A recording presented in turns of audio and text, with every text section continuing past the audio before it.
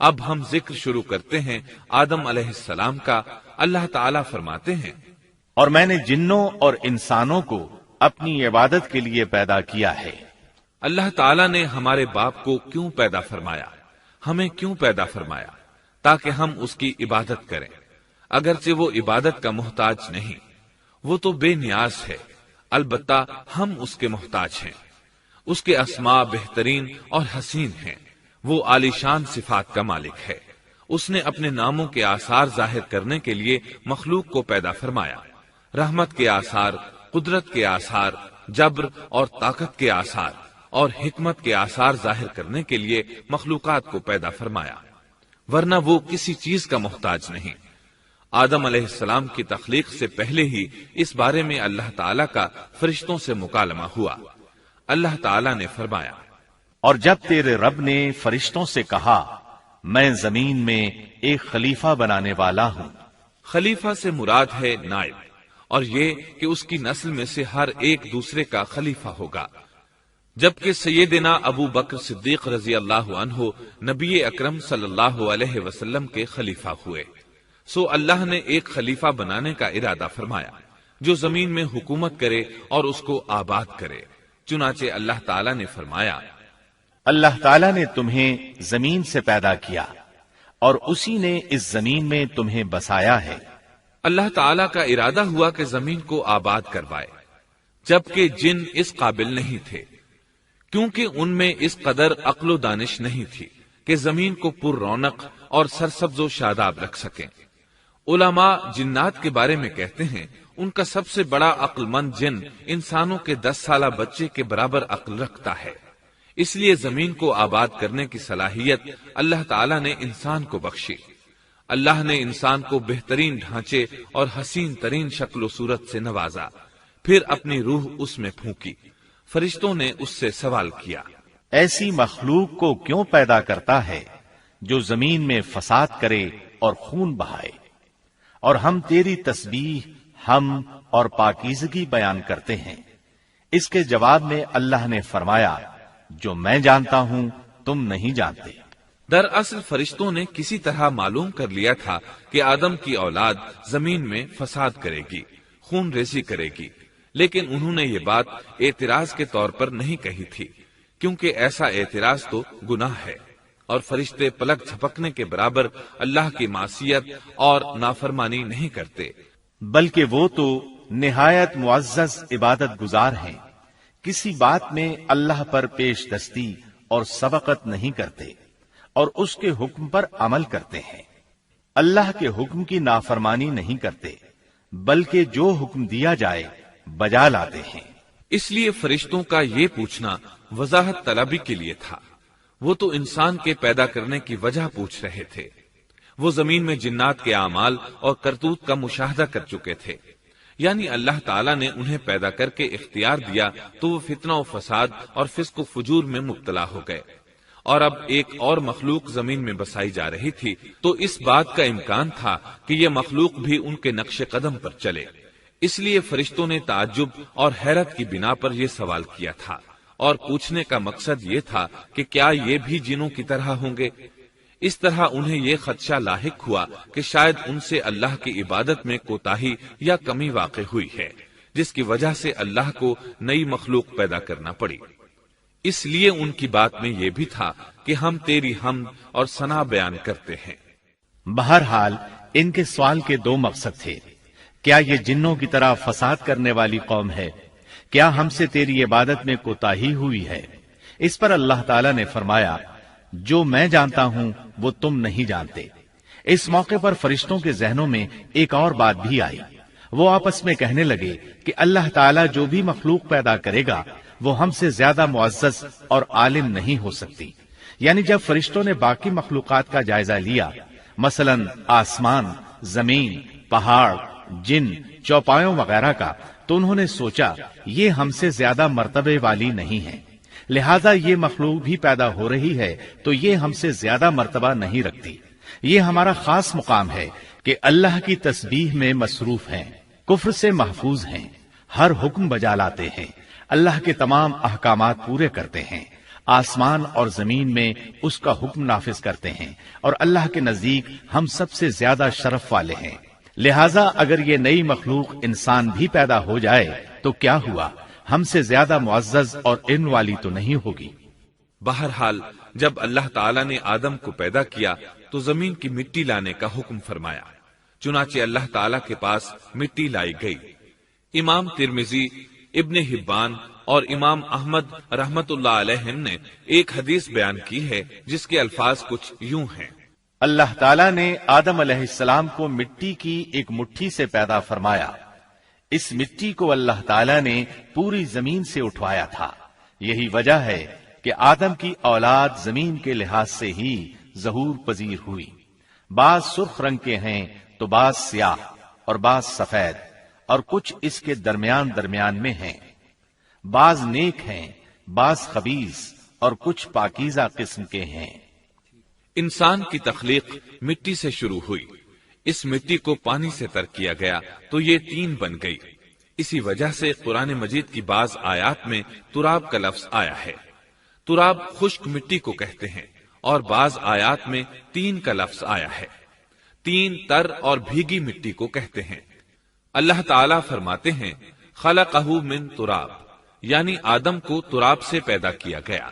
مٹی کی عام حالت کو تراب کہتے ہیں، اور فرمایا جب آپ کے رب نے فرشتوں سے کہا کہ میں مٹی سے بشر کو پیدا کرنے والا ہوں، جب اس مٹی کو پانی سے زیادہ بھگویا گیا تو وہ لیسدار ہونا شروع ہو گئی، اسی لیے اللہ تعالیٰ نے فرمایا ہم نے انسان کو لیسدار اور چپکنے والی مٹی سے پیدا کیا۔ پھر اللہ تعالیٰ نے اپنے مبارک ہاتھوں سے انسان کا ڈھانچہ تیار کیا۔ اللہ نے فرمایا خلقت بیدی، میں نے اپنے دونوں ہاتھوں سے پیدا کیا۔ اللہ تعالیٰ نے انسان کی خلقت فرشتوں کے سپرد نہ کی، بلکہ بذات خود اسے تخلیق کے مراحل سے گزارا اور اپنے ہاتھوں سے اس کی تصویر کشی کی۔ اللہ نے انسان کو پہلے ایک مورتی کی صورت میں ڈھالا، اس کے بعد ایک مقررہ مدت تک چھوڑے رکھا، یہاں تک کہ گیلی مٹی خشک ہو گئی اور اس کا رنگ سیاہ ہو گیا، بدبو آنے لگی، پھر وہ کھنکھناتی مٹی میں بدل گئی، اور آخرکار آگ پر پکی ہوئی مٹی یعنی فخار ٹھیکری کی صورت اختیار کر گئی، جس سے مٹکے وغیرہ تیار کیے جاتے ہیں۔ سیاہ مٹی کو ہما ان کہتے ہیں، اور بدبودار کو مسنون کہتے ہیں، اور کھنکھنا کر بولنے والی مٹی کو سلسال کہتے ہیں، اور ٹھیکری کی طرح کی مٹی کو الفخار کہتے ہیں۔ مختلف آیات میں یہ الفاظ وارد ہوئے ہیں۔ اور یقیناً ہم نے انسان کو کھنکھناتی خشک مٹی سے پیدا کیا جو کہ بدبودار اور سیاہ گارے سے خشک ہوئی تھی۔ اور فرمایا اللہ نے انسان کو کھنکھناتی مٹی سے پیدا کیا جو کہ ٹھیکری کی طرح تھی۔ ان تمام آیات کریمہ میں کوئی تناقض، تعارض اور اختلاف نہیں، اس لیے کہ ان مختلف آیات میں انسان کو اس کی تخلیق کے مختلف مراحل کی یاد دہانی کرائی گئی ہے۔ خلاصہ کلام یہ ہوا کہ تخلیق کے عمل کا پہلا مرحلہ تراب تھا، یعنی عام حالت والی خشک مٹی، پھر تین یعنی بھگوئی ہوئی مٹی، پھر لیسدار مٹی یعنی سلسال، پھر ٹھیکری کی طرح کی مٹی یعنی فخار، اور یہ کام جمعے کی آخری گھڑی میں کیا گیا۔ اور یہ دن اللہ کے لحاظ سے شمار ہونے والے دنوں میں سے ہمارے دنوں کی طرح نہ تھا، ہمارے اور اللہ کے دن مختلف ہیں۔ تخلیق آدم دراصل اللہ کا کرشمہ ہے، انسانوں کو ایک صورت عطا کی گئی۔ اس مرحلے کا تذکرہ بخاری اور مسند احمد کی ایک روایت میں ہے۔ اللہ نے آدم کو پیدا کیا اور ان کا قد 60 ہاتھ یا 60 میٹر لمبا تھا۔ تمام جنتی لوگ اس قد آدم کے ساتھ جنت میں داخل ہوں گے، اور اس وقت سے لے کر آج تک مخلوق کا قد کم ہوتا چلا آ رہا ہے۔ بعد والے لوگ گزشتہ زمانے کے لوگوں سے ہمیشہ چھوٹے قد کے ہوتے چلے آ رہے ہیں۔ بہرحال سب سے پہلے اور سب سے لمبے انسان آدم علیہ السلام تھے۔ امام احمد نے منفرد طور پر ایک روایت بیان کی ہے، اس میں رسول اکرم صلی اللہ علیہ وسلم نے آدم علیہ السلام کی لمبائی 60 ہاتھ یعنی 60 میٹر اور چوڑائی 7 ہاتھ بیان فرمائی ہے۔ سبحان اللہ، سیدنا آدم کس قدر ضخیم اور عظیم مخلوق تھے، صحیح مسلم اور مسند احمد کی روایت میں ہے۔ اللہ نے آدم کو پیدا کیا تو اسے اپنی منشا کے مطابق کچھ عرصہ ڈھانچے کی صورت میں چھوڑے رکھا۔ ابلیس اس کے ارد گرد چکر لگانے لگا۔ اس نے دیکھا کہ وہ پیٹ والا ہے۔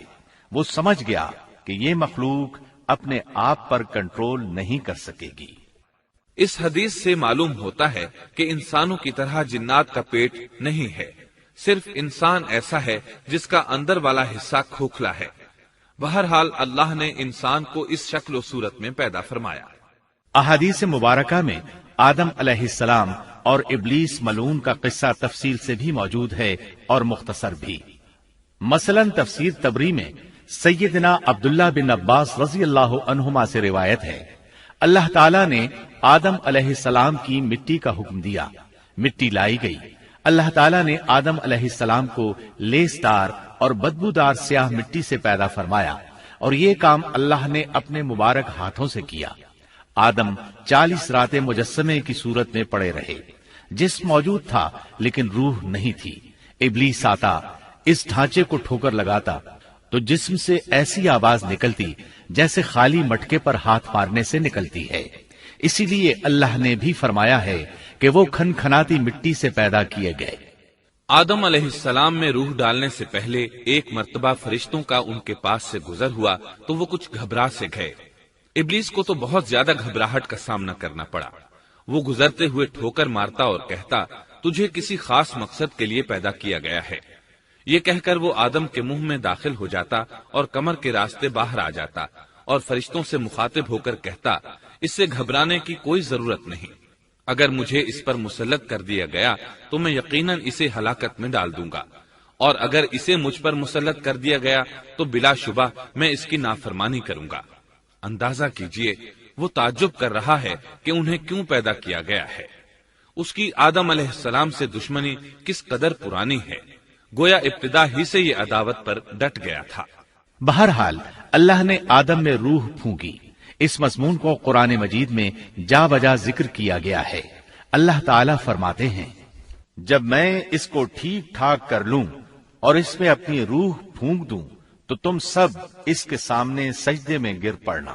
ایک اور جگہ فرمایا، اللہ تعالیٰ کے نزدیک عیسیٰ علیہ السلام کی مثال ہو بہو آدم علیہ السلام کی مثال ہے۔ اللہ نے انہیں مٹی سے بنا کر کہا، ہو جا، وہ ہو گئے۔ اللہ نے آدم علیہ السلام کو مٹی سے پیدا کیا، اپنے ہاتھوں سے بنایا، پھر اس میں روح پھونکی۔ اس کا مفصل بیان احادیث میں موجود ہے۔ جب ان میں روح پھونکی گئی اور ابتدا میں روح جیسے ہی سر کے اندر داخل ہوئی، آدم علیہ السلام کو چھینک آ گئی۔ فرشتوں نے آدم علیہ السلام سے کہا، الحمدللہ کہیے۔ انہوں نے کہہ دیا۔ اللہ کی اس تعریف کے جواب میں اللہ تعالیٰ نے فرمایا، رحمک ربک، یعنی تجھ پر تیرا رب رحم فرمائے۔ سبحان اللہ، اللہ ذوالجلال والاکرام نے آدم علیہ السلام میں روح مکمل ہونے سے پہلے ہی انہیں اپنی رحمت سے سرفراز فرما دیا۔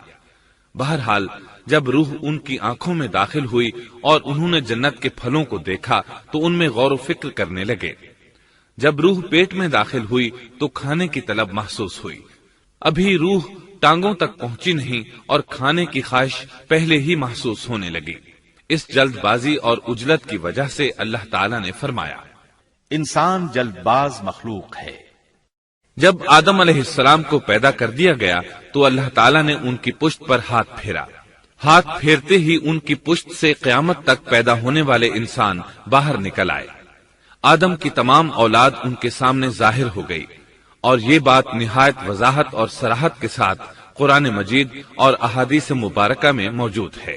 مسلم بن یسار رحمت اللہ علیہ بیان کرتے ہیں کہ سیدنا عمر بن خطاب رضی اللہ عنہ سے کسی نے اس آیت کریمہ کے بارے میں پوچھا، اور جب آپ کے رب نے اولاد آدم کی پشت سے ان کی اولاد کو نکالا اور ان سے انہی کے بارے میں اقرار لیا کہ کیا میں تمہارا رب نہیں، سب نے جواب دیا، ہاں کیوں نہیں، ہم سب گواہ بنتے ہیں، تاکہ تم لوگ قیامت کے روز یوں نہ کہو ہم تو اس سے محض بے خبر تھے، یا یوں کہو کہ پہلے پہلے شرک تو ہمارے بڑوں نے کیا اور ہم ان کے بعد ان کی نسل میں ہوئے، لہذا کیا تو ان غلط راہ والوں کے فعل پر ہمیں ہلاکت میں ڈالے گا؟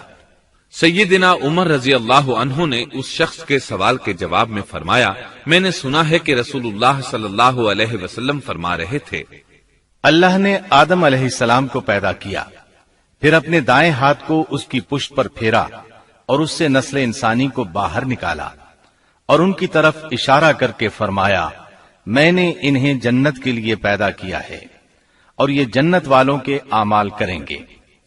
پھر اپنے ہاتھ کو دوبارہ آدم علیہ السلام کی پشت پر پھیرا اور اس سے نسل انسانی کو باہر نکالا اور ان کی طرف اشارہ کر کے فرمایا، میں نے انہیں آگ کے لیے پیدا کیا ہے اور یہ آگ والوں کے اعمال کریں گے۔ اس پر ایک شخص نے نبی اکرم صلی اللہ علیہ وسلم سے سوال کیا، اے اللہ کے رسول صلی اللہ علیہ وسلم، تو پھر ہمارے اعمال کس حساب میں شمار ہوں گے؟ آپ نے جواب میں فرمایا، اللہ تعالیٰ جب کسی بندے کو جنت کے لیے پیدا کرتا ہے تو اس سے جنت والوں کے کام کرواتا ہے، حتیٰ کہ جنت والے اعمال میں سے ہی کسی عمل پر اس کا موت سے سامنا ہوتا ہے، اس وجہ سے اللہ اسے جنت میں داخل کرتا ہے، اور جب اللہ کسی بندے کو آگ کے لیے پیدا کرتا ہے تو اسے آگ والے اعمال پر لگا دیتا ہے، یہاں تک کہ وہ آگ والے اعمال میں سے کسی عمل پر مرتا ہے، اس کی وجہ سے اللہ اسے آگ میں داخل کر دیتا ہے۔ ہر شخص کے لیے اس کام میں آسانی پیدا کر دی جاتی ہے جس کے لیے وہ پیدا کیا گیا ہے۔ لیکن یہ بات ذہن میں ہر وقت موجود رہنی چاہیے کہ اللہ نے انسان کو اختیار دے رکھا ہے کہ وہ اپنی عقل اور فکر کی روشنی میں اللہ کے احکامات پر عمل پیرا ہو کر خود کو جنتی بنا لے، یا عقل کا درست استعمال نہ کرتے ہوئے شیطان کا پٹا گلے میں ڈال لے اور جہنم میں جگہ بنا لے۔ یہ تو اللہ نے انسان کو اختیار دے رکھا ہے، اس کی مرضی کہ جنت والے اعمال کرے یا جہنم والے۔ ہر انسان میں دونوں طرف جانے کی طاقت اور صلاحیت موجود ہے۔ اللہ نے انسان کو مجبور نہیں بنایا، البتہ ہر انسان کو جو بھی رویہ اختیار کرنا تھا اللہ کو اس کا علم تھا، اور اس کا علم برحق ہے، قطعی ہے، اس میں کوئی غلطی نہیں ہو سکتی، اس لیے اس نے اپنے علم کے مطابق تقدیر لکھ دی۔ اب ہم جو کچھ کرتے ہیں تقدیر سے مجبور ہو کر نہیں کرتے، بلکہ اپنے اختیار سے کرتے ہیں، اور چونکہ تقدیر بھی اللہ کے حکم سے لکھی گئی اس لیے اس میں بھی کوئی خطا واقع نہیں ہوتی۔ لہذا تقدیر کا یہ مطلب نہیں کہ انسان تقدیر کی بنا پر ہدایت ماننے یا نہ ماننے پر مجبور ہے، ایسی بات قطعاً نہیں۔ اور درست بات یہ ہے کہ تقدیر کا مسئلہ بہت زیادہ پیچیدہ ہے اور مشکل ترین مسائل میں سے ہے، یہاں اس کی تفصیل کا موقع نہیں۔ جب اللہ نے آدم علیہ السلام کو پیدا کر لیا اور اس میں اپنی روح پھونک دی تو فرشتوں کو حکم دیا کہ آدم کو سجدہ کریں۔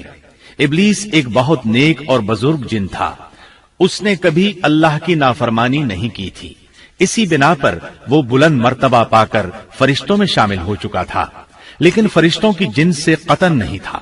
اللہ نے اسے اطاعت اور فرما برداری کا صلہ دیا تھا، اس کی عزت اور اکرام کرتے ہوئے آسمان میں بسایا تھا، لمحہ بھر کے لیے بھی اس نے اللہ کی نافرمانی نہیں کی تھی، اور پھر اللہ نے آدم کو سجدہ کرنے کا حکم دیا، اور اس حکم کے مخاطب فرشتے اور ابلیس تھے۔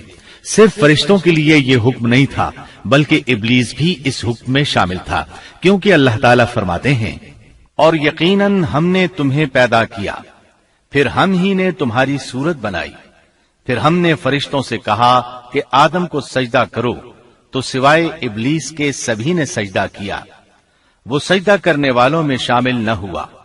اللہ تعالیٰ نے فرمایا، تجھے کس چیز نے سجدے سے روک دیا جبکہ میرا حکم تیرے لیے بھی تھا؟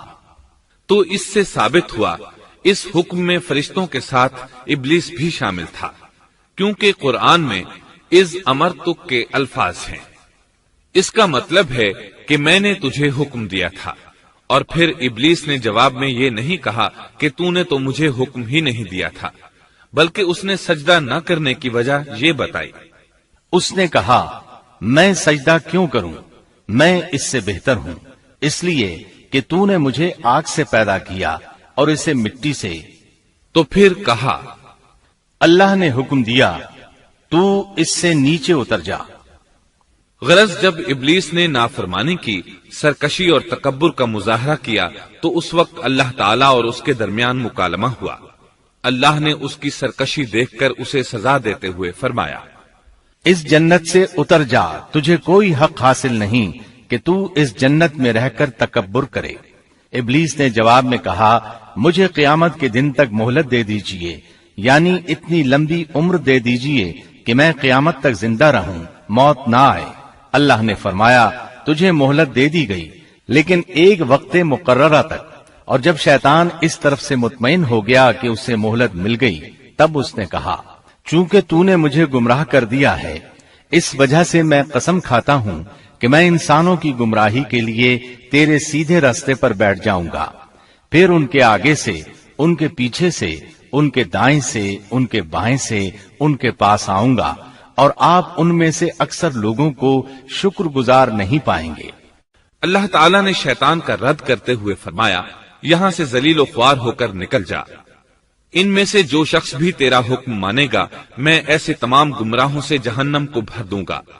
جو انسان بھی تیرا پیروکار بنے گا، وہ جہنم کا مستحق اور حقدار ٹھہرے گا۔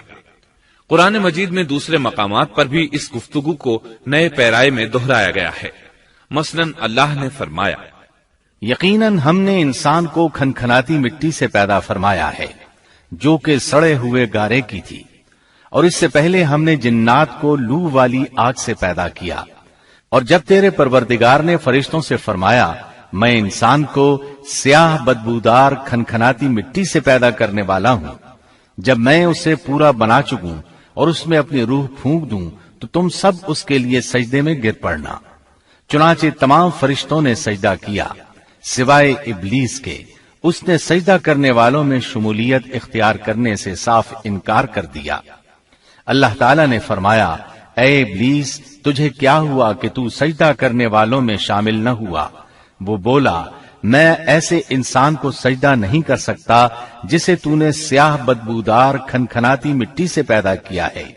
اللہ تعالیٰ نے فرمایا، اب تو بہشت سے نکل جا، کیونکہ تو مردود ہے اور تجھ پر قیامت کے دن تک میری پھٹکار ہے۔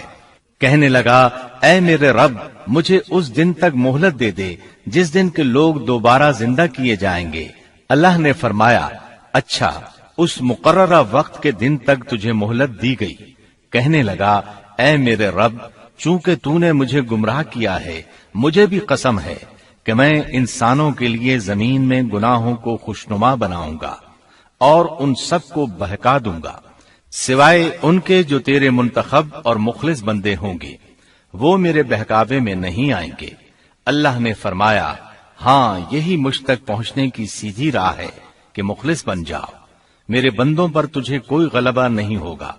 البتہ جو گمراہ لوگ تیری پیروی کریں گے، یقیناً ان کے وعدے کی جگہ جہنم ہے۔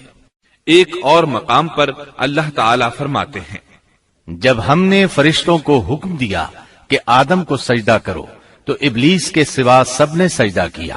اس نے کہا، کیا میں اسے سجدہ کروں جسے تو نے مٹی سے پیدا کیا ہے؟ اچھا دیکھ لے، اسے تو نے مجھ پر فضیلت دی ہے، اگر مجھے بھی تو نے قیامت تک ڈھیل دی تو میں سوائے چند لوگوں کے اس کی اولاد کو گمراہ کروں گا۔ اس پر اللہ نے فرمایا، جا، ان میں سے جو بھی تیرا فرمانبردار ہو جائے گا تو تم سب کی سزا جہنم ہے، جو پورا پورا بدلہ ہے۔ ان میں سے تو جسے بھی اپنی آواز کے ساتھ بہکا سکتا ہے بہکا لے، اور ان پر اپنے سوار اور پیادے چڑھا لا، یعنی اپنے گھڑ سوار لشکر اور پیدل لشکر کو چڑھا کر لے آ، اور اپنا ہر داؤ، ہر ترکیب اور ہر اسلحہ استعمال کر لے، اور ان کے مالوں اور اولاد میں بھی شرکت کر لے، اور تو انہیں دل بہلانے والے وعدے دے لے، یعنی ان کے برے اعمال بنا سنوار کر انہیں دکھا اور غلط خواہشات دلا، جنت، دوزخ اور دوبارہ زندہ نہ ہونے کے وعدے دے، اور ان سے شیطان کے جتنے بھی وعدے ہوتے ہیں سب کے سب سراسر فریب ہیں۔ یقیناً میرے سچے بندوں پر تیرا کوئی قابو اور غلبہ نہیں ہوگا، تیرا رب کارسازی کرنے والا کافی ہے۔ اسی طرح بہت سی آیات میں پہلی معصیت الہی کا ذکر کیا گیا ہے۔ سب سے پہلا نافرمان ابلیس ملعون تھا، وہ خبیث اللہ کے سامنے تکبر اور عناد سے بھرپور جواب دیتا رہا۔ اسی وجہ سے اللہ نے اسے کافر کا لقب دیا۔ کافر اسے کہتے ہیں جو نعمت کا انکار کرے۔ اللہ نے اس پر اتنا فضل و کرم اور انعام و احسان کیا کہ بلند ترین مرتبے تک پہنچا دیا، لیکن اس نے اللہ کی اس نعمت کی قدر نہ کی، پرواہ نہ کی اور کفر کا راستہ اختیار کیا۔ اللہ تعالیٰ فرماتے ہیں، جبکہ آپ کے رب نے فرشتوں سے فرمایا کہ میں مٹی سے ایک انسان کو پیدا کرنے والا ہوں، سو جب میں اسے ٹھیک ٹھاک کر لوں اور اس میں اپنی روح پھونک دوں تو تم سب اس کے سامنے سجدے میں گر پڑنا۔ چنانچہ تمام فرشتوں نے سجدہ کیا مگر ابلیس نے نہ کیا اور اس نے تکبر کیا، وہ کافروں میں سے تھا۔ سب سے پہلا گناہ تکبر تھا، اسی لیے علماء کرام فرماتے ہیں تمام گناہوں کی جڑ تکبر اور غرور ہے۔ نبی اکرم صلی اللہ علیہ وسلم نے اپنی امت کو تکبر نہ کرنے کا سختی سے حکم فرمایا، اس کی برائی، وبال اور ہلاکت سے آگاہ فرمایا۔ آپ نے فرمایا، اللہ اس شخص کی طرف رحمت سے دیکھے گا بھی نہیں جس نے تکبر کی بنا پر کپڑا ٹخنوں سے نیچے لٹکایا۔ اس کے علاوہ نبی صلی اللہ علیہ وسلم نے تو مطلقاً فرما دیا، وہ شخص جنت میں داخل ہونے کے قابل نہیں جس کے دل میں ذرہ برابر بھی تکبر ہے۔ جو شخص اپنے کپڑے، اپنے مکان اور اپنے قبیلے پر فخر کرتا ہے اس سے اللہ کی رحمت اٹھ جاتی ہے۔ اسی لیے نبی صلی اللہ علیہ وسلم نے جب اپنے صحابہ کرام کو دیکھا کہ مہاجر صحابی انصار صحابہ کے خلاف اور انصاری صحابی مہاجرین صحابہ کے خلاف آواز لگا رہے ہیں تو آپ نے فرمایا، اس جاہلیت والی پکار کو چھوڑو، یہ بہت بدبودار ہے۔ برادری کی بنیاد پر لڑنا، باہم فخر کرنا برے نتائج کا ذریعہ ہے۔ گناہوں کی بنیاد بھی تکبر ہے۔ اس لیے ہر مومن کو چاہیے کہ اپنے نوکر، خادم، ملازم یا کسی بھی مسکین پر کبھی بھی فخر و غرور کا اظہار نہ کرے، کیونکہ یہی اللہ کی سب سے پہلی نافرمانی وجود میں آئی تھی۔ تکبر کا یہ ذکر ضمناً آ گیا۔ ہم پھر اپنے موضوع کی طرف لوٹتے ہیں۔ اللہ نے آدم علیہ السلام کو پیدا کیا اور انہیں عالم بنا کر ہی تخلیق کیا، یعنی جب وہ پیدا ہوئے تو جاہل نہیں تھے۔ اللہ نے آدم علیہ السلام کو فرشتوں سے بھی بڑا عالم بنا کر پیدا فرمایا۔ بے شمار احادیث میں آدم علیہ السلام کی ابتدا اور ان کے علم کا ذکر موجود ہے۔ جب اللہ نے آدم میں مکمل روح ڈال دی اور وہ اپنے پاؤں پر کھڑے ہو گئے تو اللہ نے انہیں حکم دیا، جاؤ فرشتوں کی جماعت کو السلام علیکم کہو۔ آدم اور فرشتوں کی زبان عربی تھی، یہی زبان اہل جنت کی ہے۔ آدم گئے، جا کر سلام کہا، انہوں نے جواب میں کہا وعلیکم السلام ورحمت اللہ، یعنی تجھ پر اللہ کی سلامتی اور رحمت ہو۔ اللہ نے فرمایا، یہ تیرا اور تیری اولاد کا آپس میں ایک دوسرے کو تحفہ اور ہدیہ ہے۔ اللہ نے آدم علیہ السلام کو ابتدا ہی میں تمام نام سکھا دیے۔ مفسرین نے ان ناموں کے بارے میں بہت بحثیں ذکر کی ہیں۔ مضبوط موقف سیدنا عبداللہ بن عباس رضی اللہ عنہما کا ہے کہ اللہ نے آدم علیہ السلام کو ہر چیز کا نام سکھا دیا تھا، مثلاً یہ پہاڑ ہے، یہ سمندر ہے، یہ پرندہ ہے، یہ درخت ہے وغیرہ۔ وہ آسمان اور زمین کی ہر چیز کا نام جانتے تھے۔ یہ علم کیسا تھا، انسان نے کس طرح ہر چیز کا نام پہچان لیا۔ یقیناً اللہ انسان میں یہ طاقت پیدا کر سکتا ہے کہ وہ ہر علم کا احاطہ کر سکے۔ اللہ نے آدم علیہ السلام کو ہر چیز کا نام اور اس کی صنعت اور کام بھی معلوم کرا دیا۔ آگ، لوہے، لکڑی، غرض ہر چیز کا نام اور استعمال ذہن میں ڈال دیا۔ وہ کس قدر عظیم علم سے بہرور ہوئے، سبحان اللہ۔ بہرحال اللہ نے آدم علیہ السلام کو صرف شکل و صورت اور تخلیق ہی میں بلند مرتبہ عطا نہیں کیا تھا، بلکہ عقل و علم کے لحاظ سے بھی بلند درجے اور مقام پر فائز کیا تھا، جیسا کہ اللہ تعالیٰ فرماتے ہیں، اللہ نے آدم علیہ السلام کو ہر چیز کا نام سکھا دیا، پھر ان چیزوں کو فرشتوں پر پیش کیا اور فرمایا، مجھے ان چیزوں کے نام بتاؤ اگر تم سچے ہو۔ مطلب یہ کہ تم اپنے دعوے میں کہاں تک سچے ہو؟ جب آدم کی تخلیق ہوئی تو تم نے کہا تھا اللہ جو چاہے پیدا کر لے، قسم ہے وہ ہم سے زیادہ معزز اور عالم نہیں ہوگا۔ اس دعوے میں اگر تم سچے ہو تو ذرا ان اشیاء کے نام تو بتاؤ۔ اللہ تعالیٰ نے آدم علیہ السلام کا زیادہ معزز ہونا، مکرم ہونا اور علم و معرفت والا ہونا واضح کرنے کے لیے فرشتوں کو حکم دیا کہ آدم علیہ السلام کو سجدہ کریں۔ یہ سجدہ تعظیمی تھا، عبادت والا سجدہ نہیں تھا۔ سجدہ تعظیمی پہلے وقتوں میں جائز تھا، لیکن اب حرام ہے۔ اسی لیے تو یعقوب علیہ السلام، ان کی بیوی اور 11 بیٹوں نے یوسف علیہ السلام کو سجدہ کیا تھا۔ بہرحال فرشتوں نے آدم علیہ السلام کو سجدہ کیا۔ اس سے معلوم ہو جاتا ہے کہ کون زیادہ عزت اور عظمت والا ہے۔ یقیناً آدم علیہ السلام زیادہ شرف اور منزلت کے حقدار ٹھہرے۔ جب اللہ تعالیٰ نے ان کی عزت، تکریم اور تعظیم ثابت فرما دی، تب علم و معرفت میں ان کی برتری ثابت کرنے کے لیے فرمایا، اگر تم اپنے قول میں سچے ہو تو ان چیزوں کے نام بتاؤ۔ تب فرشتوں نے کہا، فرشتے کہنے لگے، اے اللہ تو پاک ہے، ہمیں تو صرف اتنا ہی علم ہے جتنا تو نے ہمیں سکھا رکھا ہے، مکمل حکمت و علم والا تو ہی ہے۔ اللہ تعالیٰ نے آدم علیہ السلام سے فرمایا، اے آدم تم ان فرشتوں کو ان چیزوں کے نام بتاؤ۔ آدم ہر چیز کا نام بتانے لگے، کسی جگہ بھی انہوں نے غلطی نہیں کی۔ جب انہوں نے فرشتوں کو تمام چیزوں کے نام بتا دیے تو اللہ تعالیٰ نے فرشتوں کو مخاطب کر کے کہا، کیا میں نے تمہیں پہلے ہی نہیں کہہ دیا تھا کہ زمین اور آسمان کا غیب میں ہی جانتا ہوں، اور میرے علم میں ہے جو تم ظاہر کر رہے ہو اور جو چھپا رہے ہو۔ یہاں ذہن میں سوال ابھرتا ہے کہ فرشتے کیا چھپا رہے تھے؟ وہ راز والی بات یہی تھی کہ اللہ ہم سے زیادہ معزز اور عالم مخلوق پیدا نہیں کرے گا۔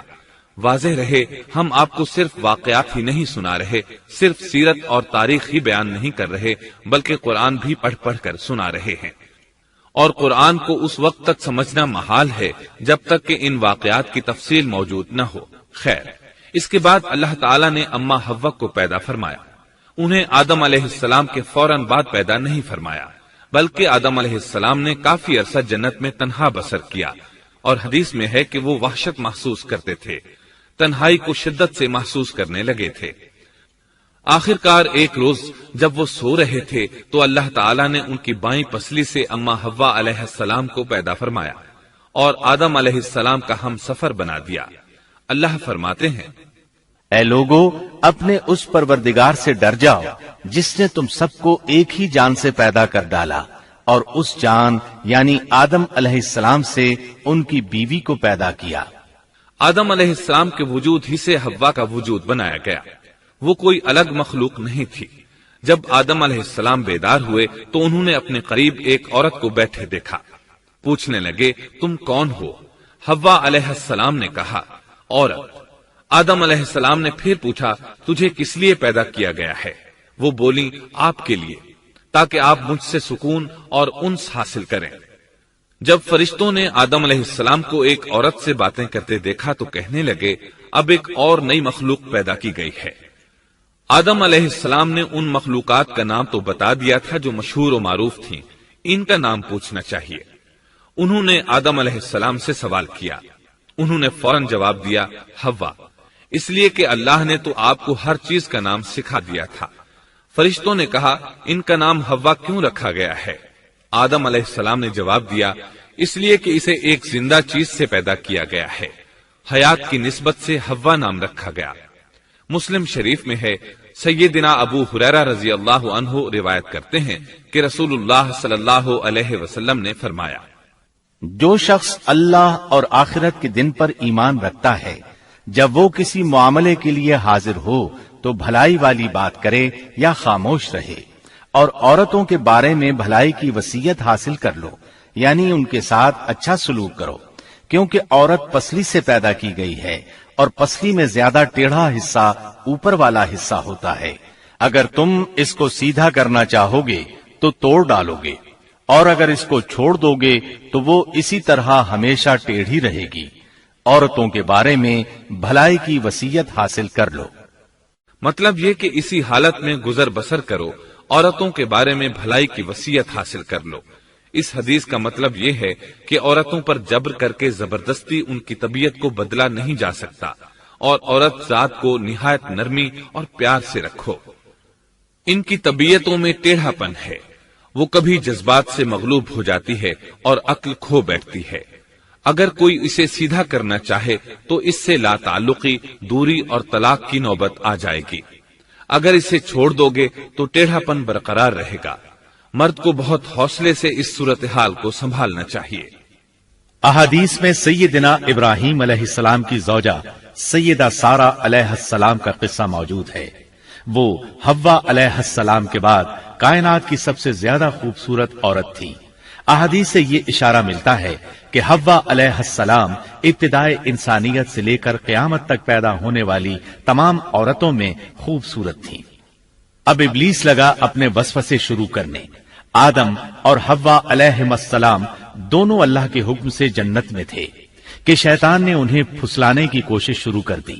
اللہ تعالیٰ فرماتے ہیں، اور ہم نے کہہ دیا اے آدم تم اور تمہاری بیوی جنت میں رہو اور جہاں سے چاہو با فراغت کھاؤ۔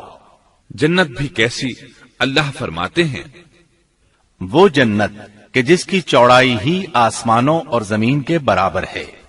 سو اس جنت میں سے جو چاہو سو کھاؤ، کچھ بھی منع نہیں سوائے ایک درخت کے، چنانچہ ارشاد ہوا، اور ہم نے کہا اے آدم تم اور تمہاری بیوی جنت میں رہو، پھر جس جگہ سے چاہو با فراغت کھاؤ اور اس درخت کے پاس مت جاؤ ورنہ ظالموں میں سے ہو جاؤ گے۔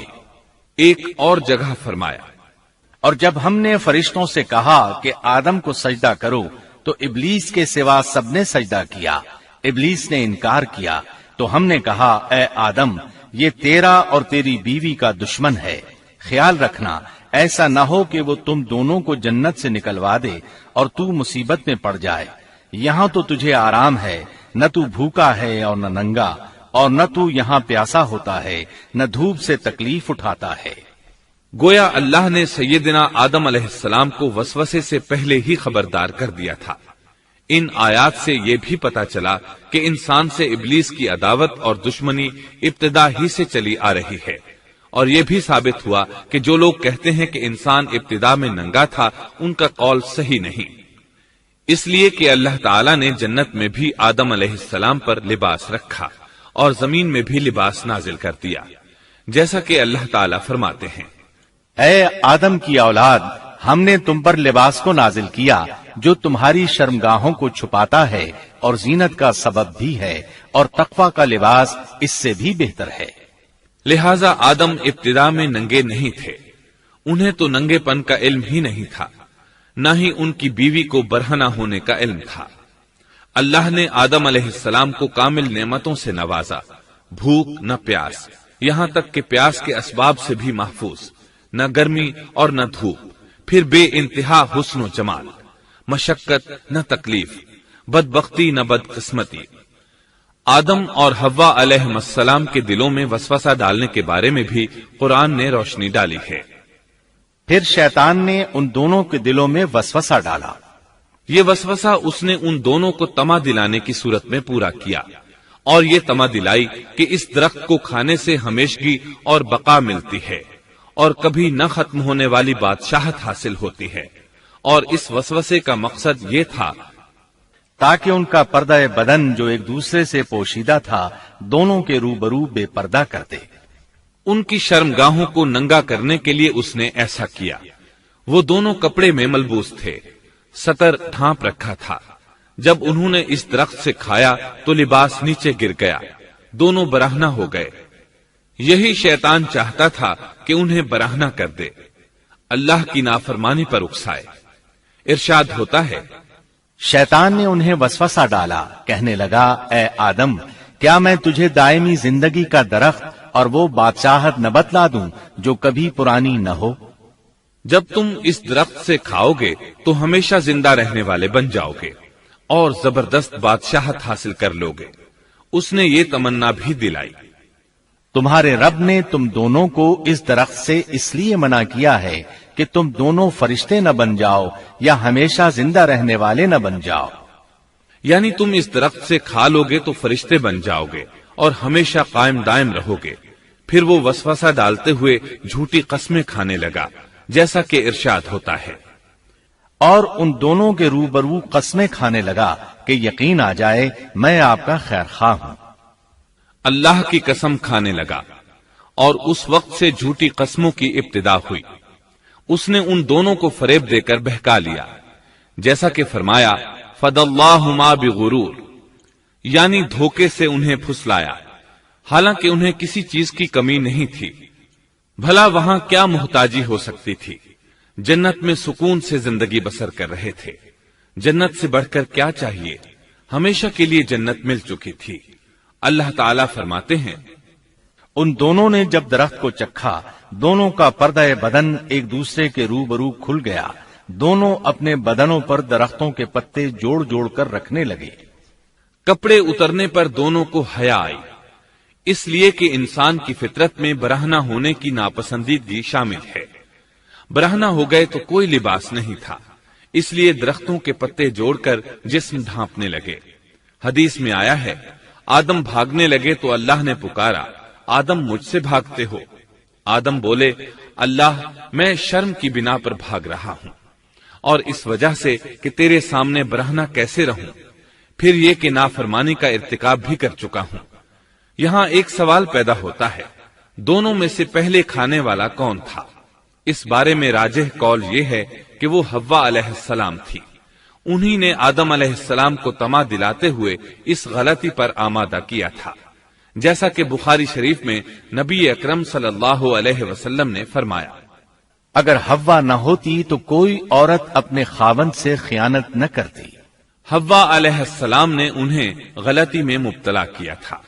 اگر حوا علیہ السلام نہ ہوتی تو آدم بھی خیانت میں مبتلا نہ ہوتے اور نہ معصیت میں مبتلا ہوتے۔ تب اللہ نے انہیں پکارا، کیا میں نے تم دونوں کو اس درخت سے نہیں روکا تھا، اور کیا یہ نہیں کہا تھا کہ شیطان تمہارا کھلا دشمن ہے؟ اب توجہ طلب بات یہ ہے کہ اس موقع پر دونوں نے کیا طرز عمل اختیار کیا۔ کیا وہ دونوں اپنی معصیت پر بضد رہے اور تکبر کرنے لگے، جیسا کہ ابلیس نے سجدہ کرنے سے انکار کیا تھا اور پھر لگا تھا اپنی معصیت پر اصرار کرنے، یا ان دونوں نے توبہ کر لی؟ جی ہاں، دونوں نے توبہ کر لی، جیسا کہ قرآن مجید میں آتا ہے، دونوں نے کہا، اے ہمارے رب، ہم نے اپنا بڑا نقصان کیا، اور اگر تو ہماری مغفرت نہ کرے گا اور ہم پر رحم نہ کرے گا تو واقعی ہم خسارہ پانے والوں میں سے ہو جائیں گے۔ اس قصے میں ایک سوال یہ ذہن میں پیدا ہوتا ہے کہ جب سیدنا آدم علیہ السلام کو ابلیس نے سجدہ نہ کیا تو اللہ تعالیٰ نے اسے مردود بنا کر جنت سے نکال دیا، پھر وہ سیدنا آدم علیہ السلام کو اس درخت کے قریب کس طرح لے گیا جبکہ وہ جنت سے باہر ہو چکا تھا؟ قرآن کریم میں اس بارے میں یہ الفاظ آئے ہیں، پھر شیطان نے ان کے دلوں میں وسوسہ ڈالا۔ یہ وسوسہ اس نے کیسے ڈالا جبکہ وہ جنت سے نکالا جا چکا تھا؟ مفسرین نے اس کے جواب میں لکھا ہے کہ اس نے جنت سے باہر رہ کر یہ وسوسہ ڈالا تھا، جیسے آج کل تار اور بغیر تار کے آواز کو دور دراز علاقوں تک پہنچایا جا سکتا ہے، ایسے ہی شیطان نے اپنی طاقت سے یہ وسوسہ ان کے دلوں تک پہنچایا۔ لگے ہاتھوں ابلیس کی حقیقت بھی سن لیں۔ ابلیس کے لفظی معنی انتہائی مایوس کے ہیں۔ یہ راندہ درگاہ ہونے کے بعد ہمیشہ ہمیشہ کے لیے اللہ کی رحمت سے مایوس ہو گیا تھا، اس لیے اسے یہ لقب ملا، ورنہ روایات کی روح سے اس کا اصل نام عزازیل تھا۔ پہلے یہ جنات میں سے تھا، اپنے رب تعالی کی اطاعت سے نکل کر ابلیس ہوا۔ اس کا علم ناقص تھا، مزاج ناپاک تھا، وہ غرور اور تکبر میں مبتلا ہو گیا تھا۔ یہاں یہ بات بھی ذہن نشین کر لیں کہ انبیاء خطا اور گناہ سے پاک ہوتے ہیں، ان پر اللہ تعالی کی مستقل حفاظت اور نگرانی قائم رہتی ہے۔ اگرچہ انبیاء بھی انسان ہوتے ہیں اور تمام انسانی تقاضے انہیں لاحق ہوتے ہیں، لیکن ان کے عمل اور ارادے میں کسی قسم کی بدی اور شر کا عمل دخل قطعاً نہیں ہوتا۔ ان کا ہر قول اور عمل بلکہ ہر حرکت اور سکون کی حالت بھی انسانیت کے لیے بہترین نمونہ ہوتے ہیں۔ البتہ بشر ہونے کی وجہ سے بھول کا امکان ہوتا ہے، تاہم بھول ہو جانے کی صورت میں انہیں فوراً ہی خبردار کر دیا جاتا ہے۔ بھول ہو جانا بشری طبیعت کا خاصہ ہے۔ اللہ تعالیٰ نے ہر انسان کی فطرت میں یہ چیز رکھی ہے۔ انبیاء سے بھول چوک ہو جانے میں بھی اللہ تعالیٰ کی کئی ایک حکمتیں پوشیدہ ہیں۔ مثلا بہت سی قومیں اپنے نبیوں کے معجزات دیکھ کر ان میں ربوبیت کی صفات کی قائل ہو گئی، یہاں تک کہ بعض قوموں نے اپنے نبیوں کو اللہ یا اللہ کا بیٹا بھی جانا۔ جب انبیاء سے بھول اور لغزشیں ہوئیں تب گویا لوگوں پر یہ واضح کیا گیا کہ یہ الہ نہیں ہے، الہ ہوتے تو کس طرح ان سے بھول ہو سکتی تھی۔ اس سے یہ بتانا بھی مقصد تھا کہ انبیاء انسان ہی ہوتے ہیں، کوئی ماورائی مخلوق نہیں ہوتے۔ سیدنا آدم علیہ السلام کے واقعے پر غور کرنے سے یہ حقیقت مزید واضح ہو جاتی ہے کہ سیدنا آدم علیہ السلام کی یہ لغزش گناہ نہیں تھی۔ ممنوع درخت کا پھل کھاتے ہی سیدنا آدم علیہ السلام اور اماں حوا کا لباس اتر گیا تھا۔ اللہ کا حکم ہوا، قال اهبطوا، جنت سے اتر جاؤ، تم آپس میں ایک دوسرے کے دشمن ہوگے اور تمہارے واسطے زمین میں رہنے کی جگہ ہے اور ایک وقت تک نفع حاصل کرنا ہے۔ فرمایا تم وہیں زندگی بسر کرو گے اور وہیں مرو گے اور وہیں سے دوبارہ نکالے جاؤ گے۔ قرآن مجید کے دیگر مقامات میں بھی اس قصے کی تفصیل موجود ہے۔ مثلاً فرمایا، اور اس سے قبل ہم نے آدم سے ایک عہد لیا تھا مگر وہ بھول گئے اور ہم نے ان میں کوئی عزم نہیں پایا۔ اللہ تعالیٰ فرماتے ہیں، اور جب ہم نے فرشتوں سے کہا آدم کو سجدہ کرو تو ابلیس کے سوا سب نے سجدہ کیا، اس نے صاف انکار کر دیا تو ہم نے کہا اے آدم یہ تیرا اور تیری بیوی کا دشمن ہے، خیال رکھنا ایسا نہ ہو وہ تم دونوں کو جنت سے نکلوا دے اور تو مصیبت میں پڑ جائے۔ یہاں تو تجھے یہ آرام ہے کہ نہ تو بھوکا ہوتا ہے اور نہ ننگا، اور نہ تو یہاں پیاسا ہوتا ہے اور نہ دھوپ سے تکلیف اٹھاتا ہے۔ لیکن شیطان نے اسے وسوسے میں ڈال دیا، کہنے لگا میں آپ کو دائمی زندگی کے درخت اور وہ بادشاہت بتلاؤں جو کبھی پرانی نہ ہو۔ چنانچہ ان دونوں نے اس درخت سے کھایا، پس ان کے ستر کھل گئے اور وہ بہشت کے پتے اپنے اوپر چپکانے لگے۔ آدم نے اپنے رب کی نافرمانی کی، پس بہک گیا۔ پھر اس کے رب نے نوازا، اس کی طرف توجہ فرمائی اور اس کی رہنمائی کی۔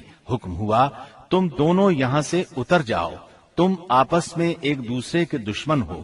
اب تمہارے پاس جب کبھی میری طرف سے ہدایت پہنچے تو جو میری ہدایت کی پیروی کرے نہ تو وہ بہکے گا نہ تکلیف میں پڑے گا، ہاں جو میری یاد سے روگردانی کرے گا اس کی زندگی تنگی میں رہے گی اور بروز قیامت ہم اسے اندھا کر کے اٹھائیں گے۔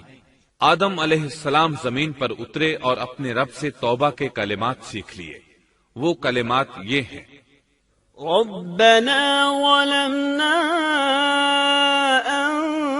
أنفسنا وإن لم تغفر لنا وترحمنا لنكونن من الخاسرين۔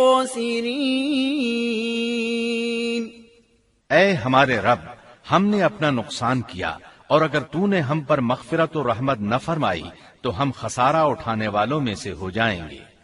آدم علیہ السلام زمین پر اترے اور ان کے ساتھ حوا علیہ السلام بھی اتری اور ان کے ساتھ ہی ابلیس کو بھی اتارا گیا۔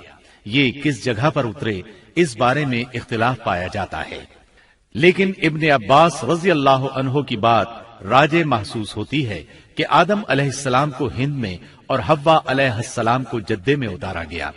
جب آدم علیہ السلام اتر آئے تو حوا علیہ السلام کی تلاش شروع کر دی، زمین میں ان کی تلاش میں سرگرداں ہوئے۔ آخر کار میدان عرفات میں دونوں کی ملاقات ہو گئی۔ چونکہ میدان عرفات میں دونوں نے ایک دوسرے کی معرفت حاصل کی تھی اور ان کا آپس میں تعارف ہوا تھا، لہٰذا اسی مناسبت سے اس میدان کا نام عرفات مشہور ہو گیا۔ اللہ تعالیٰ نے زمین کے اندر انسانوں کو پھیلانا شروع کیا اور زمین کو مردوں اور عورتوں سے آباد کر دیا۔ امام طبری رحمت اللہ علیہ بیان کرتے ہیں کہ حوا علیہ السلام نے آدم علیہ السلام کے لیے 20 ولادتوں میں 40 بچوں کو جنم دیا۔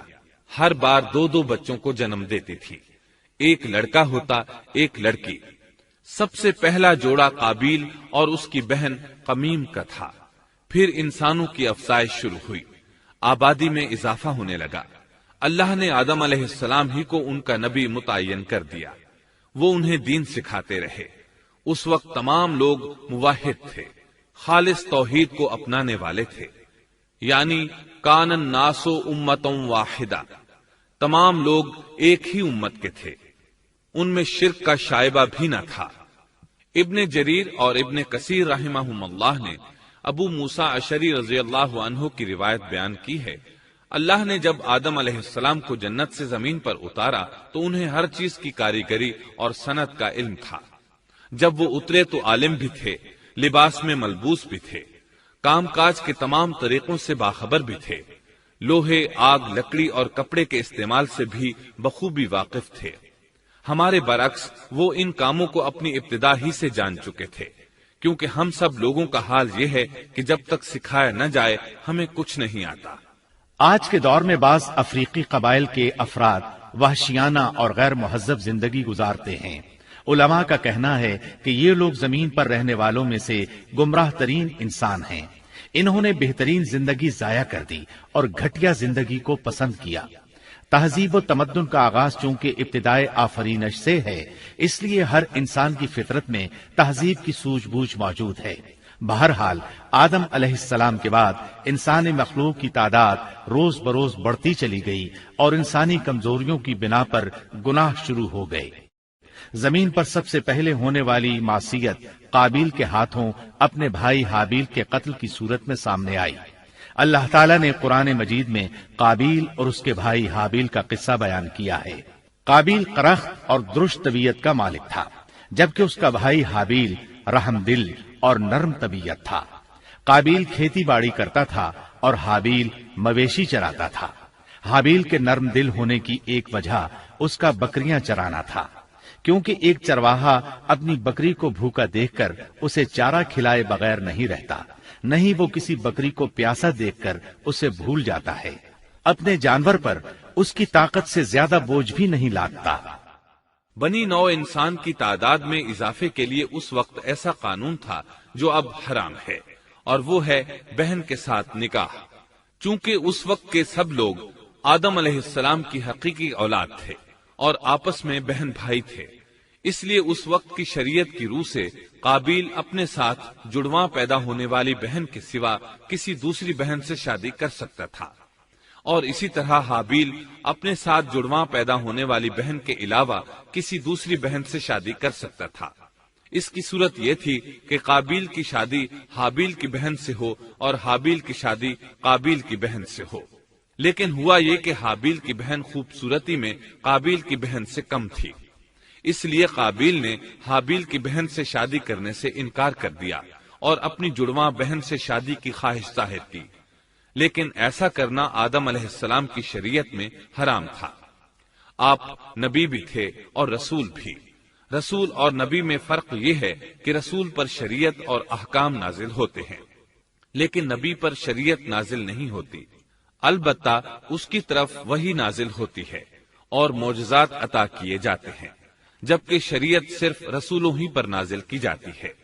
آدم علیہ السلام بھی چونکہ رسول تھے، اس لیے ان کی شریعت میں یہ قانون تھا کہ کوئی شخص اپنے ساتھ جڑواں پیدا ہونے والی بہن کے ساتھ شادی نہیں کر سکتا۔ قابیل اس شرعی حکم کی وجہ سے غضبناک ہو گیا، اس نے تعجب کا اظہار کرتے ہوئے اس قانون کو ماننے سے انکار کر دیا۔ آدم علیہ السلام نے ان دونوں کے درمیان فیصلہ کرتے ہوئے انہیں حکم دیا کہ دونوں اللہ کے حضور ایک ہدیہ پیش کریں۔ ہدیہ اس جانور کو کہتے ہیں جسے اللہ کے نام پر ذبح کر کے فقراء میں تقسیم کر دیا جائے۔ اس سے مقصود اللہ کے لیے اپنی نیت کو خالص کرنا ہوتا ہے۔ اس عمل کو قربانی کہا جاتا ہے۔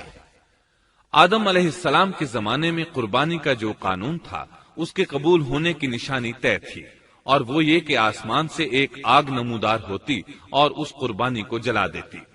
اس کا مطلب تھا قربانی قبول ہو چکی ہے، اور اگر آگ قربانی کو نہ جلاتی تو سمجھ لیا جاتا کہ قربانی قبول نہیں ہوئی۔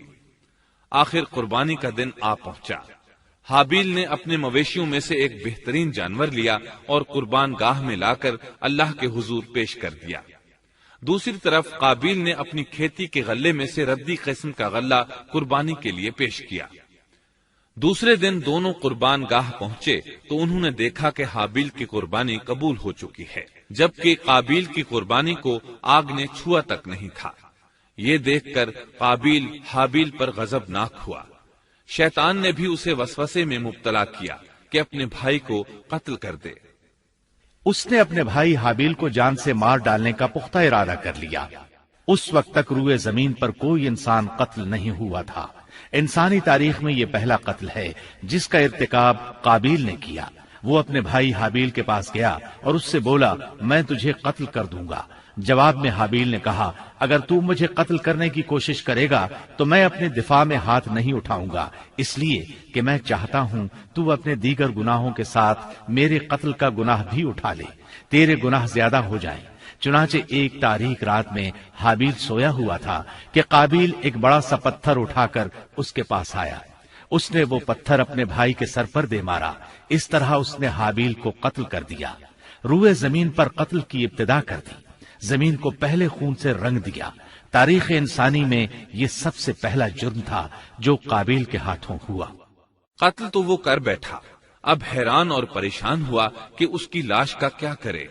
اس وقت تک نسل انسانی موت سے بھی دوچار نہیں ہوئی تھی۔ آدم علیہ السلام کی اولاد میں سے اس وقت تک کوئی فوت نہیں ہوا تھا، اس لیے قابیل کو معلوم نہیں تھا کہ مردے کے ساتھ کیا کیا جائے۔ اسی کشمکش کے عالم میں اس نے بھائی کی لاش کو کمر پر اٹھا لیا اور چل پڑا۔ چلا جا رہا تھا کہ اللہ نے 2 کوے بھیجے۔ دونوں کوے آپس میں لڑ پڑے، ایک نے دوسرے کو ہلاک کر دیا۔ اب زندہ کوا مٹی کھودنے لگا۔ اس طرح اس نے ایک گڑھا تیار کر لیا، مردہ کوے کو اس میں رکھا اور اوپر مٹی ڈال دی۔ اس طرح قابیل کو دفن کا طریقہ معلوم ہوا۔ اس نے بھی گڑھا کھودا اور حابیل کی لاش کو اس میں دبا دیا۔ وہ اپنے کیے پر نادم ضرور تھا، لیکن اس نے اللہ سے معافی نہ مانگی، جبکہ انسان کے لیے ضروری ہے کہ اس سے کوئی گناہ ہو جائے تو اللہ سے معافی مانگے۔ قابیل اور حابیل کے درمیان جو مکالمہ ہوا، اللہ تعالیٰ نے اس کا ذکر سورہ مائدہ آیت 27 تا 29 میں کیا ہے۔ اللہ فرماتے ہیں، آدم علیہ السلام کے دونوں بیٹوں کا کھرا کھرا حال بھی انہیں سنا دو۔ ان دونوں نے ایک نذرانہ پیش کیا، ان میں سے ایک کی نذر تو قبول ہو گئی اور دوسرے کی قبول نہ ہوئی تو وہ کہنے لگا، میں تجھے مار ہی ڈالوں گا۔ اس نے کہا، اللہ تقوی والوں ہی کا عمل قبول کرتا ہے، گو تو میرے قتل کے لیے دسترازی کرے، لیکن میں تیرے قتل کے لیے ہرگز اپنا ہاتھ نہیں بڑھاؤں گا۔ میں تو اللہ تعالی پروردگار عالم سے خوف کھاتا ہوں۔ میں تو چاہتا ہوں کہ تو میرا گناہ اور اپنا گناہ اپنے سر پر رکھ لے اور دوزخیوں میں شامل ہو جائے۔ ظالموں کا یہی بدلہ ہے۔ اس کا مطلب یہ تھا کہ تیرے اور گناہوں کے ساتھ میرے قتل کا گناہ بھی تیرے ذمہ لگے اور تو ظالموں میں سے ہو جائے۔ حابیل کے قتل کے بعد قابیل پر جو گزری اس کا ذکر اللہ نے سورہ مائدہ آیت 30 اور 31 میں کیا ہے۔ پس اسے اس کے نفس نے اپنے بھائی کے قتل پر آمادہ کر دیا اور اس نے اسے قتل کر ڈالا، اس سے وہ نقصان والوں میں سے ہو گیا۔ پھر اللہ تعالیٰ نے ایک کوے کو بھیجا جو زمین کھود رہا تھا تاکہ اسے دکھائے کہ وہ کس طرح اپنے بھائی کی ناش کو چھپا سکتا ہے۔ وہ کہنے لگا، ہائے افسوس، کیا میں ایسا کرنے سے بھی گیا گزرا ہو گیا کہ اس کوے کی طرح اپنے بھائی کی لاش کو دفنا دیتا۔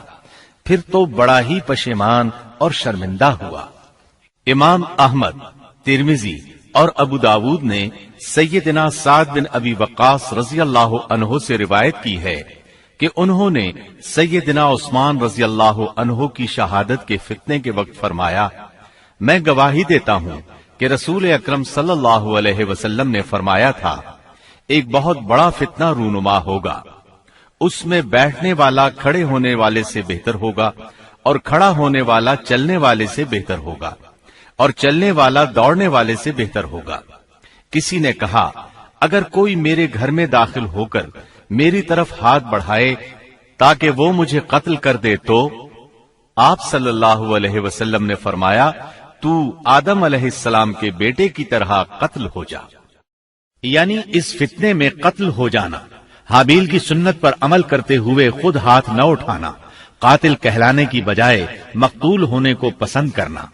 اسی طرح مسند احمد کی ایک روایت میں ہے، رسول اللہ صلی اللہ علیہ وسلم نے فرمایا، دنیا میں جب بھی کوئی ظلم سے قتل ہوتا ہے تو اس کا گناہ آدم علیہ السلام کے پہلے بیٹے قابیل کی گردن پر ضرور ہوتا ہے، اس لیے کہ وہ پہلا شخص ہے جس نے ظالمانہ قتل کی ابتدا کی اور یہ ناپاک طریقہ جاری کیا۔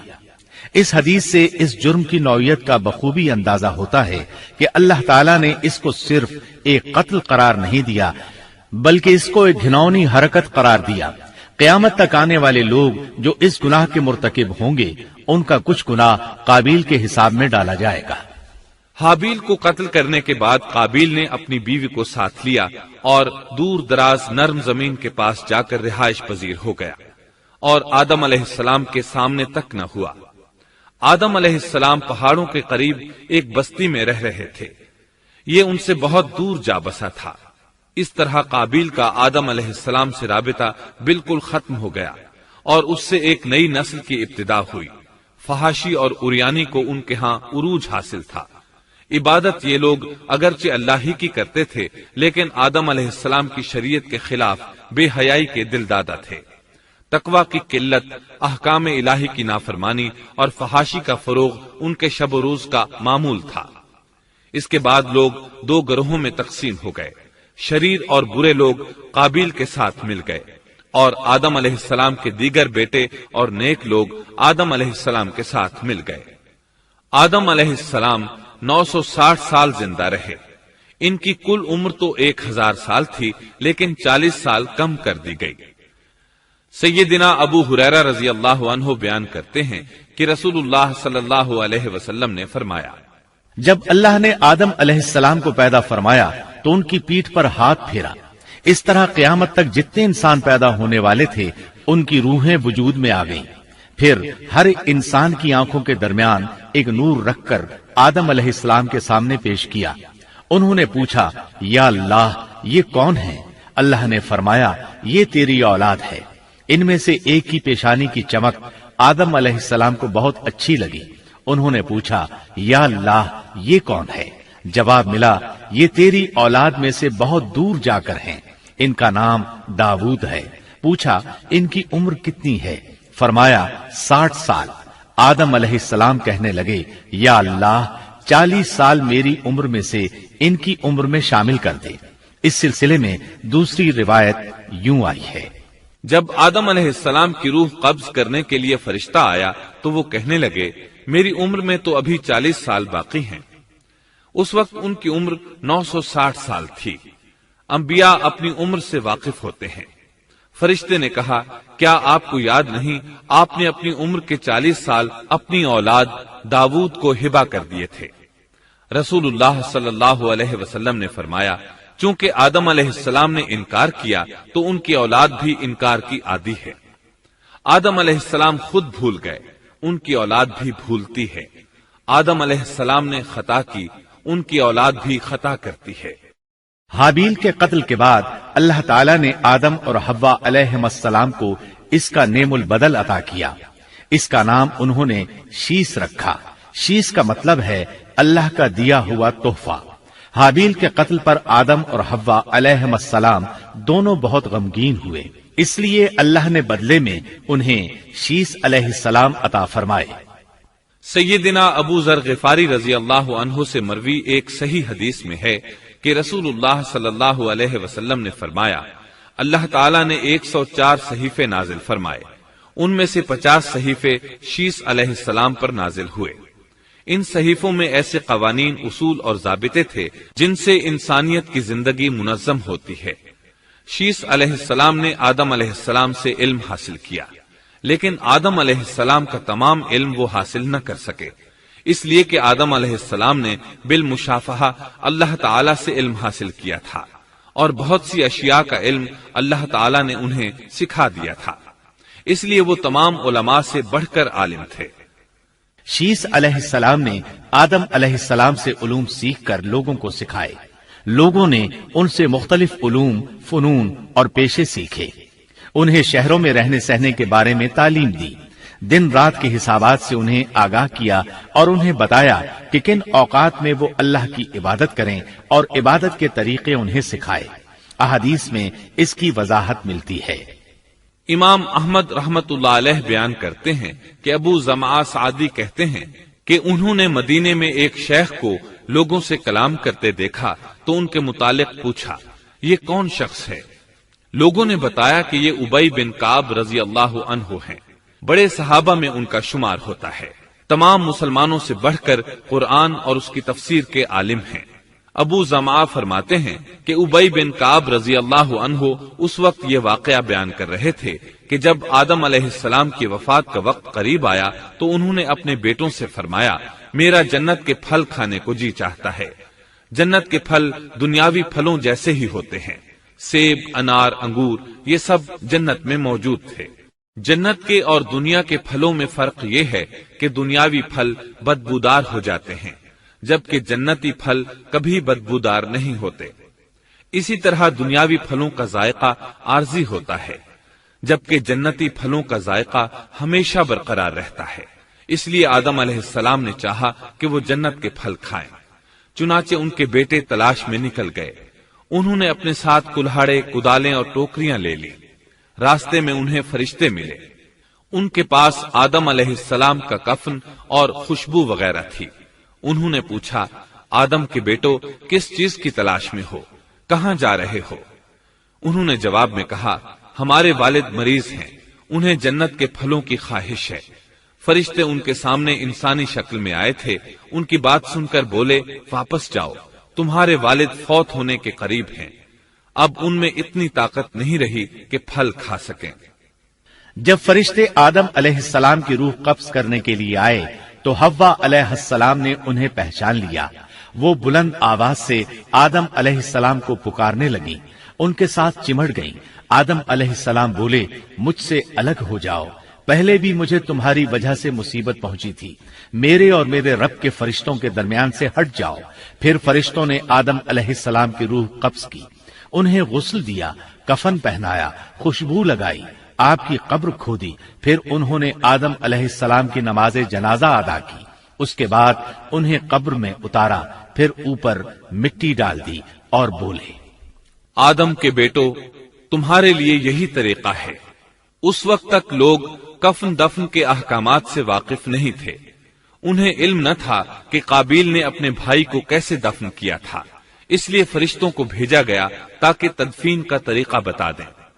तो इस तरह इंसान को दफन करने का तरीका मालूम हुआ जो फरिश्ते लेकर आए थे। आदम अलैहिस्सलाम ने अपनी 960 साल की मुकम्मल जिंदगी में सिवाय उस दरख्त का फल खाने के और कोई खता नहीं की। आपकी वफात के 1 साल बाद हव्वा अलैहिस्सलाम भी वफात पा गईं। ये था हमारे बाप सैयदिना आदम अलैहिस्सलाम का उसवा